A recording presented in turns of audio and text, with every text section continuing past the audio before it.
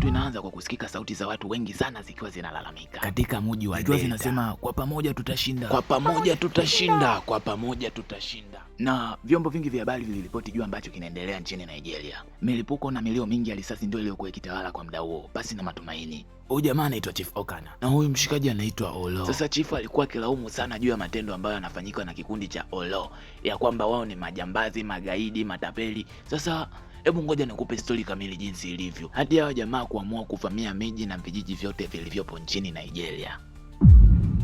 Kuna hao wazungu ambao waliingia katika nchi ya Nigeria na kuvamia katika vijiji vya Nigeria ambavyo waliweza kufanya ugaidi na ukatili wa kutisha sana katika nchi ya Nigeria. Watoto na wazee waliweza kupoteza haki yao ya kuishi katika nchi hiyo. Na ndipo hapo sasa Olo akaamua kufanya mapinduzi ya kuikataa serikali ya nchi yake. Risasi, watu wengi walikufa na wala hawakujali kwa sababu walikuwa wanatafuta uhuru wao.